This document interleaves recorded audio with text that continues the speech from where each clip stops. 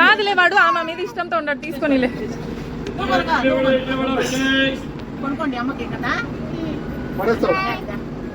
నేను 500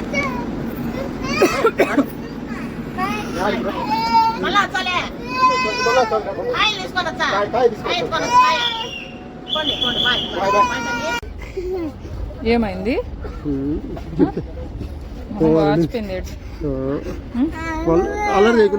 అమ్మమ్మ మీద ఇష్టంతో ఏడ్చి మొహం వాయగొట్టుకెళ్ళిపోవాలి అని ఏడ్చి మొహం అంతా వాయగొట్టుకున్నాడు. మేము 8:30కి ట్రైన్ ఎక్కితే 9:30 వరకు ఏడ్చి తర్వాత నిద్రపోయాడు. మార్నింగ్ 7:30 వరకు లేవలేదు, ఎవరిని డిస్టర్బ్ చేయలేదు. అయితే వాడు ఆ ఏడ్చిన గంట సేపటికే అక్కడ ఉన్న ఒక ముసలాయన బాగా ఇరిటేట్ చేస్తున్నాడు. ఈ పిల్లాడు ఏంటో మేళం తాళం అని ఒక మెడ్రాస్ నుంచి వచ్చారు వాళ్ళు, ఆ లాంగ్వేజ్ లో మాట్లాడుతున్నారు. నాకు కొంచెం బాధ అనిపించింది. వాళ్ళకైతే మన వాళ్ళు లేరా, వాళ్ళ ఇంట్లో చిన్నపిల్లలు ఉంటే ఇలానే మాట్లాడుకుంటారా వాళ్ళు అని నేనైతే కొంచెం ఫీల్ అయ్యాను. మమ్మల్ని అనుకున్నా, చాయ్ అమ్మే వాళ్ళు వచ్చినా, న్యూస్ పేపర్ సౌండ్ వచ్చినా, మనుషులు వాష్రూమ్ కి తిరుగుతున్నా ఆ చిన్న చిన్న సౌండ్స్ కి కూడా ఆ పెద్ద మనిషి ఇరిటేట్ అవుతున్నాడు.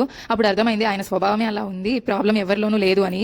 మార్నింగ్ 6కే లేచారు. మీరు మిడిల్ బర్త్ వచ్చింది కదా, మీరు కిందకి దిగండి, మేము ఆ సీట్ ని దింపేసి హ్యాపీగా కూర్చోవాలి అని తెగ ఇరిటేట్ చేశారు మమ్మల్ని. అయితే ఇంకా పోనీలే అని సీట్ అయితే దిగేశాము. ఇక్కడికి మావి 3 సీట్లు రిజర్వేషన్. నేను మాట్లాడి కొట్లాడచ్చు కూడా, కానీ పెద్ద ఆయన వద్దు అని చెప్పి అంతటితో వదిలేసిన. ఫైనల్ గా పూనా అయితే రీచ్ అయిపోయినాము.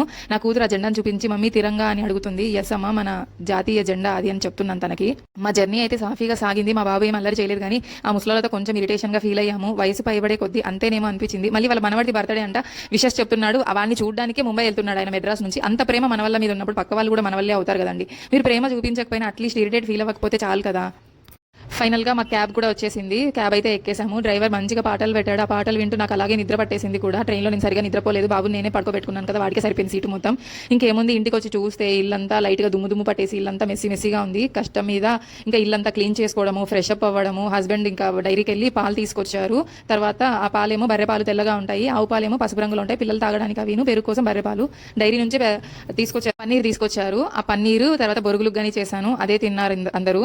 ఇప్పటి నుంచి పాపకి స్కూల్ పంపించాలి కాబట్టి ఇల్లంతా క్లీన్ చేసేసుకున్నాను నైటే, ఇబ్బంది ఉండకూడదు అని. ఇంకా నెక్స్ట్ డే మార్నింగ్ నుంచి పాపనైతే స్కూల్కి పంపించాను, సామాన్ అంతా సరిదేసి.